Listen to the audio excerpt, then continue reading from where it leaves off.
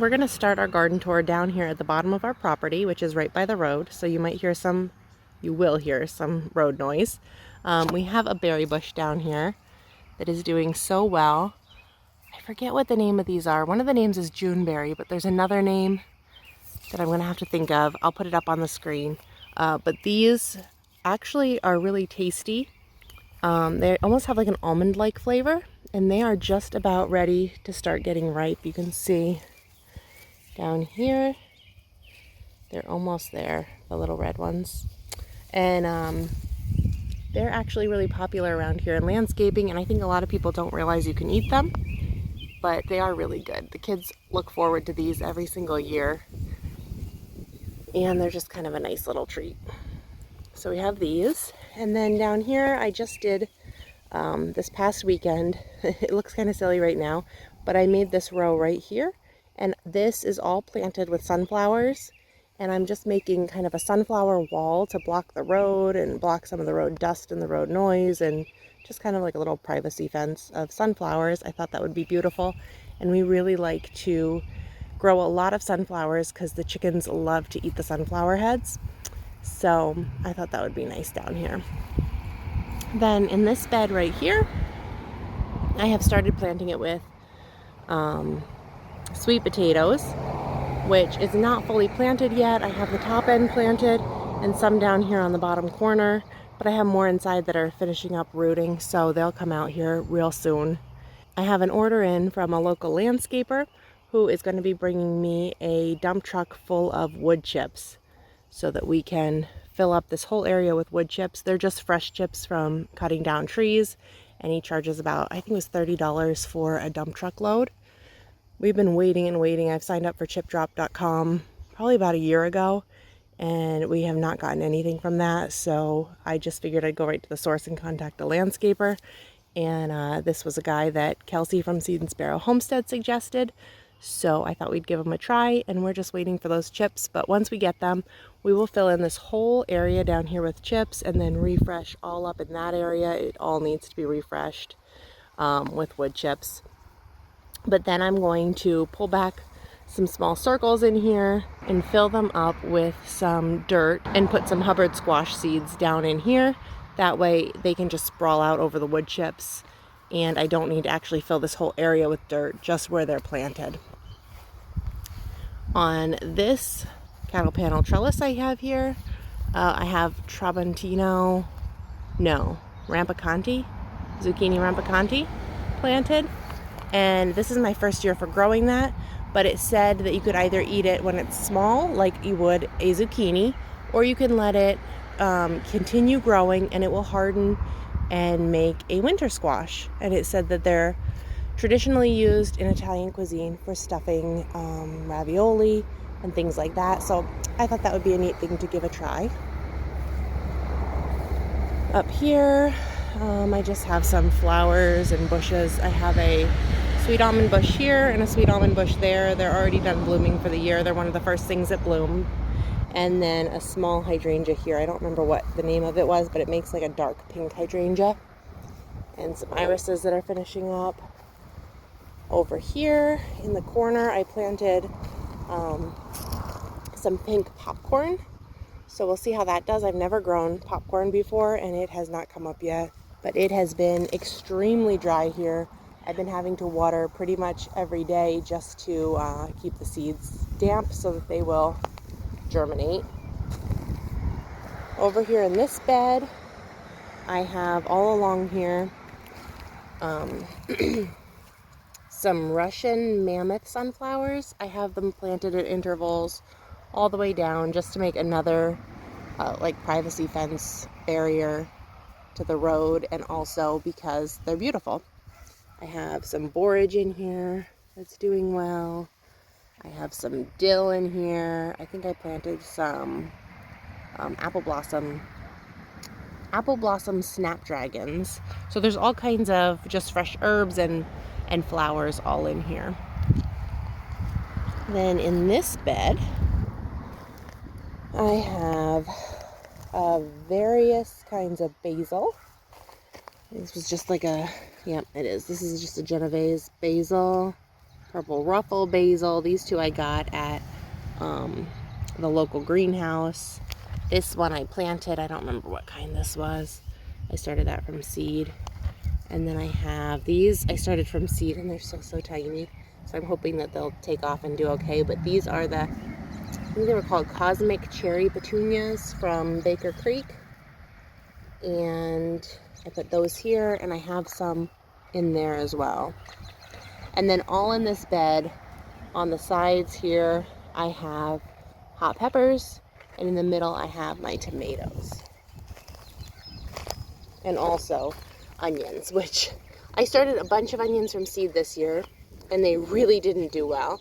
So then Kelsey gave me some, and I planted them, and it was so dry they all died. So I killed her onions too, and then I had to go buy some from the greenhouse. So that's sad, but true. These are my tomatoes I started from seed. I started all my tomatoes this year except one. I made the mistake of looking at the tomatoes at the greenhouse, and I bought one that was a variety I hadn't actually started, and I thought it looked good. It was, I think, an oxheart. So all but one I started from seed. This is a black from Tula tomato. I've never tried these, but I've heard really good things about them. This is an orange accordion, also a new to me variety. Black Beauty, another new variety for me. And this is just your average typical beefsteak variety. It looks like some of his leaves are getting to be unhealthy there. I'm going to pull some of those off. Oh, and we have a little stowaway here. I don't know what that is. Looks like a sunflower, maybe. Pull that out. So this is a beefsteak, and then I have, that's a Dad's Sunset. There's absolutely no reason for these jars to be in the garden except that somebody brought them out and left them. This one is, some of them got a little bit of frost damage and they're trying to make a comeback. This one looks like it's doing a lot better. We actually had a really bad frost, 2 weeks ago now. It was after our usual last frost date, and I had to cover everything up, and most of them, almost everything, did just fine, but a few of them got a little bit of damage, and I completely lost one tomato. So I guess that's not too bad. It was down to like 29 degrees. It was a pretty hard frost. But anyway, this one got a little damaged. But this is a triple crop. I think I got these from M.I. Gardener, and it's another new to me variety.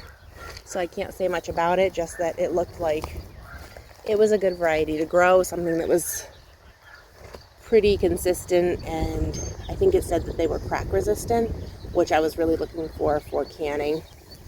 This one's a Dr. Weish's, or I don't know how you say it, but it's a yellow tomato. Kelsey from Seed and Sparrow Homestead said that she really loved these. I know that Jess from Roots and Refuge, she talks about how much she loves these, and so I just thought it would be a fun one to give a try. There's another beefsteak. Oh, let's see. This one is an old German giant, I think.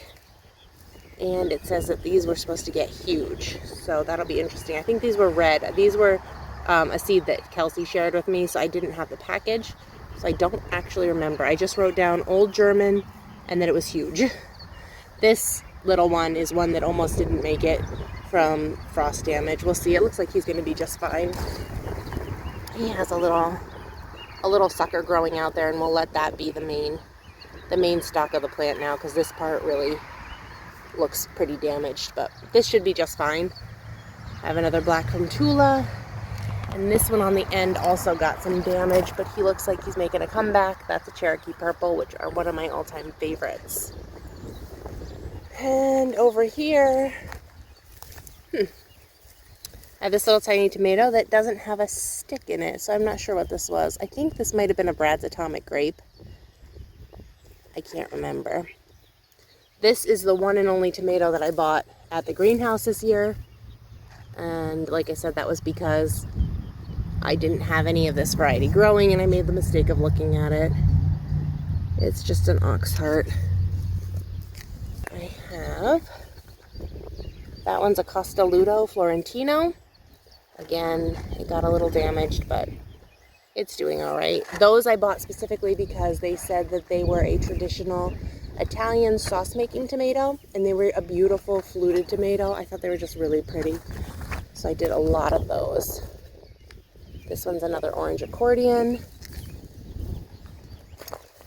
another Costaludo. This one is another black from Tula, and another Dr. W. Oh, this one, which also got a little bit damaged. This one is a yellow stuffer. And these, I haven't ever grown these before, but they're a hollowed out tomato that almost resembles like a pepper. And I love to make stuffed peppers, and my son loves to eat stuffed peppers. And my daughters love to eat the inside of stuffed peppers, but my husband does not like peppers at all. And the girls don't like cooked peppers. So I was thinking I could use these and do half a pan of stuffed peppers and half a pan of stuffed tomatoes, and then everybody would be happy. So I grew a couple of those, and we're gonna try that, and we'll probably make a video about making the stuffed peppers and tomatoes because that would be fun, and that's why I grew that one. This one is a Brandywine, which is another all-time favorite in our house. Another triple crop, which, by the way, this is interesting. The triple crop is a potato leaf. A potato leaf tomato, which the Brandywine is also. And I thought, since I'd never grown the triple crop before, I thought that I had mislabeled it, but I looked it up and nope, the triple crop is a potato leaf tomato. So that's just interesting.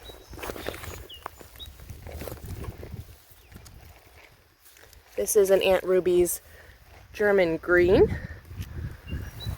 And then down here, I have another triple crop. This is just a lemongrass. I picked this up at the greenhouse the other day, and I haven't gotten it in the ground yet. And I have some more basil here. And then on this bed, all of the peppers lining this bed are all sweet peppers.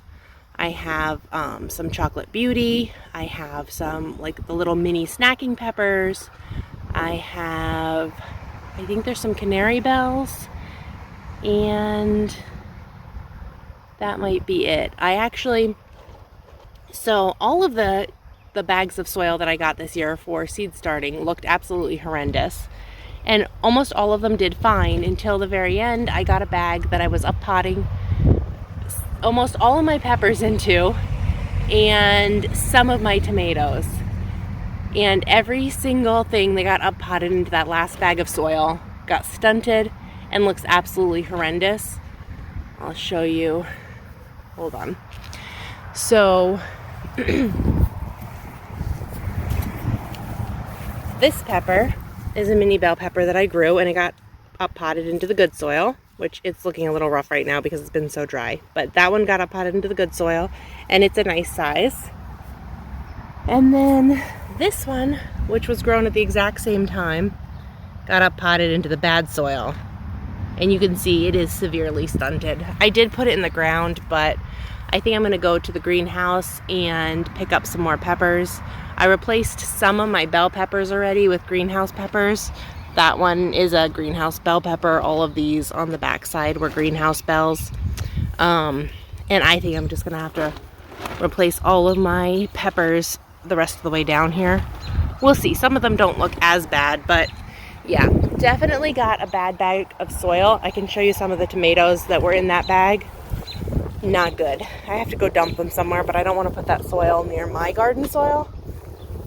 So I haven't decided where I'm going to put it yet, but see, like this one got put in the bad soil, and it's not quite as bad as the other one. That one is really bad. That's terrible. But most of them I don't think they're going to make it. So I'll probably replace maybe all the rest of these just to make sure, because peppers, my kids love to eat fresh peppers.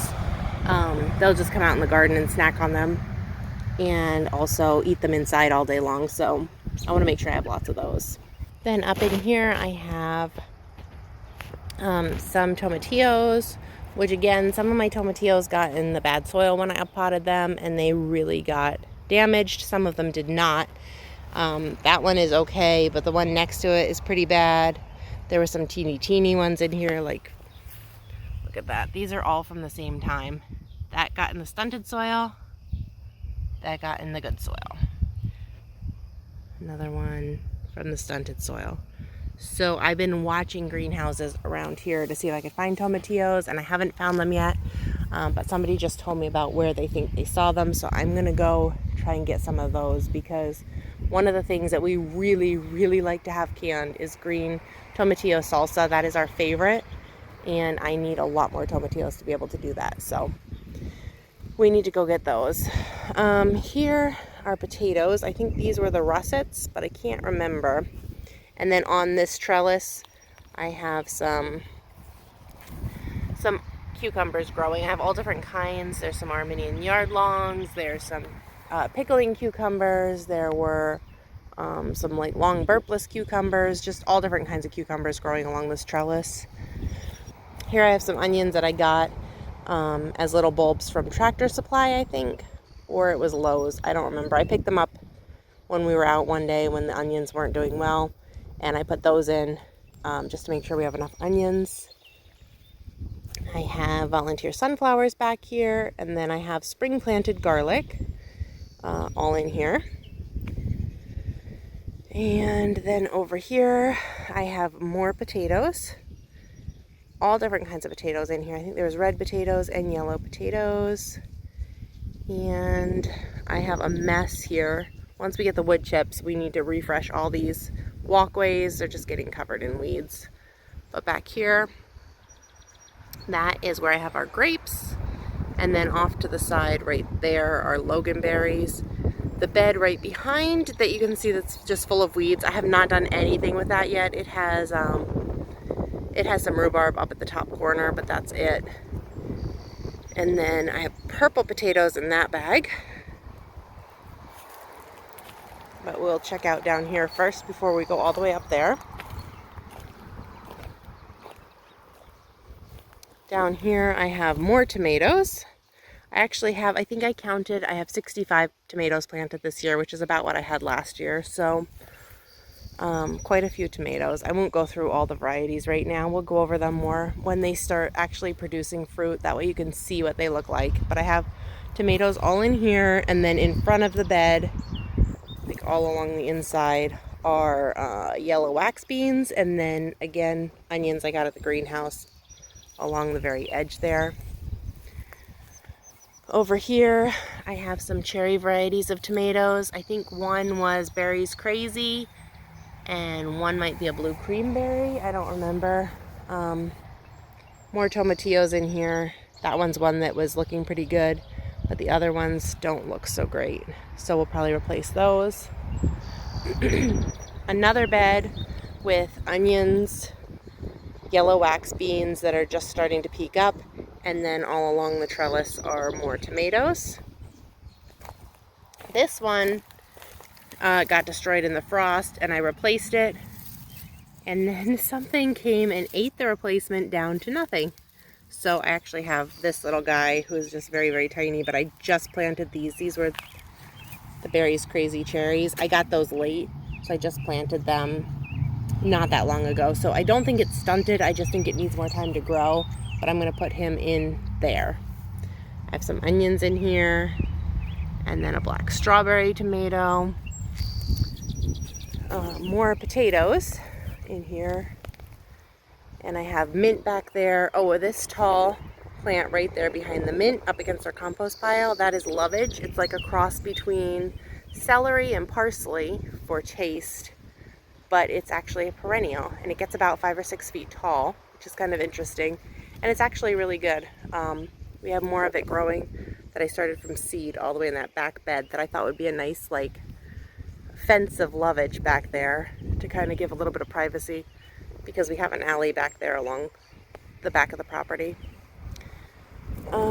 Here I have a Georgia Candy roaster squash that's going to grow up over this trellis. I had another one that I started from seed, but it didn't make it, so I have an empty spot here that I need to fill with something. Over here we have our more rhubarb, which I need to get dug out and get rid of because I want to fill this whole area with strawberries. And then over here we have strawberries, which we've already gotten to eat a few of. And these are looking really close. They're looking really nice.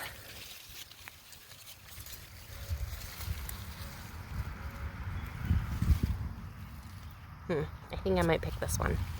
It's not quite ready, but close enough. I'll get it before the birds do. It's delicious. There's nothing like strawberries out of the garden. Here we have the kids' dig pit, which you can tell they like to play in. And then this is my fig tree, which I haven't come and looked at lately, but I don't think it made it. I wonder if that late frost did it in. Oh no, I take it back. There's a little bit of fig growing back right there. So we are good to go. There's some too. It survived. That's happy. I have yet to get a fig off of this though. This is its, is this the second year or third year? I can't remember. But hopefully we get figs this year. Back here, I planted a bunch of different pumpkins, which have not germinated yet. I have a cheese pumpkin there, a cheese pumpkin back there. I think I didn't label it, but I think I had a cheese pumpkin there, and then a blue pumpkin and an Atlantic giant, and I might have to replant all these. They've been in the ground for a while now, and I don't see anything. I'm hoping the birds didn't steal them on me.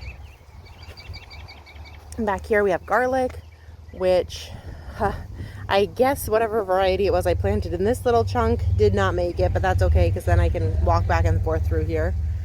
These were all fall planted garlic. So we have that. Back here I have the tiny little baby lovage that I was talking about. I started those from seed. There's one. There's one. I don't think the third one made it. I don't see it. But then I want to sprinkle some flower seeds back here. Maybe some zinnias or cosmos. We have our peach trees back here. They are loaded with peaches, as you can see. We also have some fungal issues going on. We need to get out here and take care of that.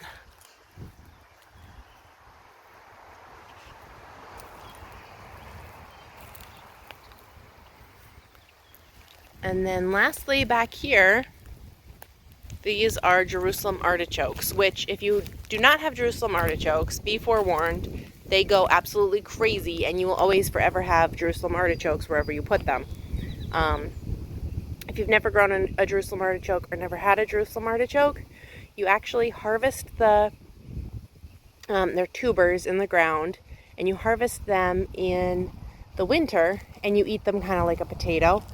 But the flowers themselves almost look like, kind of like a sunflower, or it's smaller than a sunflower, more like a daisy, a yellow daisy on these like 7-foot long stalks. So this whole area will get to be about 7 feet tall, and it makes just this beautiful barrier for the dust and stuff back here that's on the alley. Unfortunately, last year, the farmer who leases this property right behind us, he sprayed something and it burned a huge chunk out right here that just died all the way back to the ground. It literally looked like it was hit with fire. I don't know what it was, but I'm sure it was nothing good. But that's one of the reasons why I like to have things like this back here, tall things that make a barrier. So if this farmer back here sprays his field and it's a windy day, that at least there's something to stop it before it hits the actual vegetables that we like to eat in the garden. The Jerusalem artichokes, we don't really care for them. So they're just there in case we ever wanted to eat them, and also to make a barrier. So that is pretty much everything we have growing in our garden right now. And I hope you enjoyed seeing all that we're growing. I'm really excited to take you along as we start harvesting some of this stuff here in the future. These were the purple potatoes I was talking about. All right, guys, thanks for watching, and we'll see you next time. Bye.